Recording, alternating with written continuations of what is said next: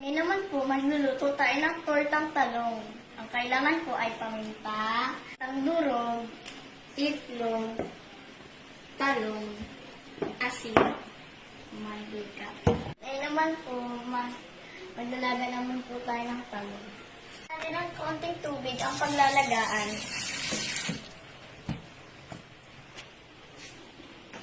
Ang gabay ng magulang pagbubukas ng shell.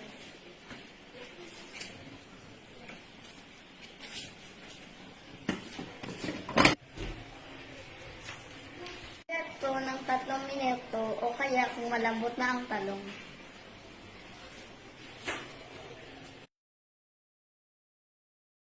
Check po kung luto na. Gumamit po ng pot holder para hindi mapasok.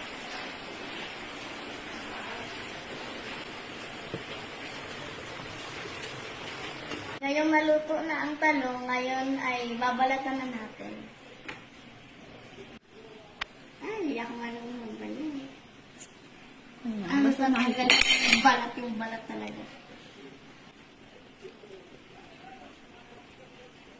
Batit natin ang itlog at lalagyan natin ng asin at pamintang dulo.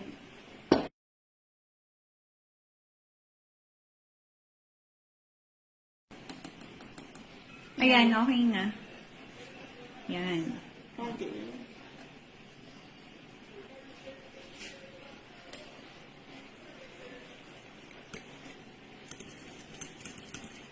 Kulang ata ng itlog. Kulang ata ng itlog. Tingin mo? Feeling ko na okay lang yan. Sakto lang siya. Kasi isa lang naman eh. Okay. Hala na natin ang mabuti. Pwede na natin ilagay sa talong.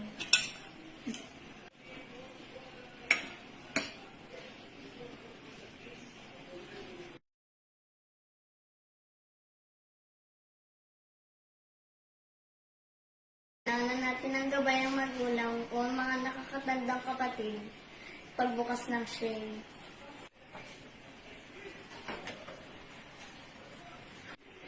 Katamtaman lang ng lakas ng apoy ang gagamitin.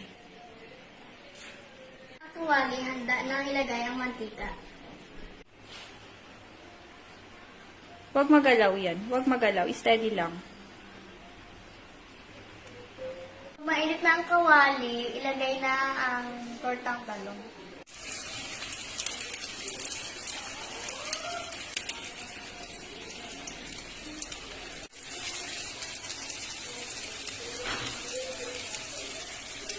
Ito na po ang final output ko. Ipapatikin naman po natin ang luto ko.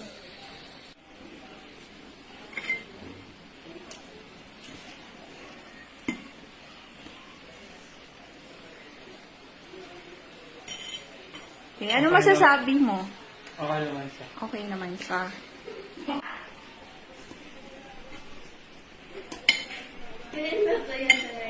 Kay Mark, tikman mo muna lang. Tikman ko itong luto ni Marcos kung Diba may naman ko talaga luto niya yan. ang sarap. Tama sa timpla, hindi matabang, hindi maalat. Tinuloy lang siya ni Mark. Bangya kung Ang galing kaya niyang magluto. init na naman.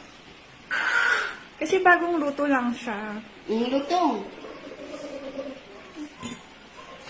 Si Mark yung nag-aalog niya na. Nahulog pa naman bunso.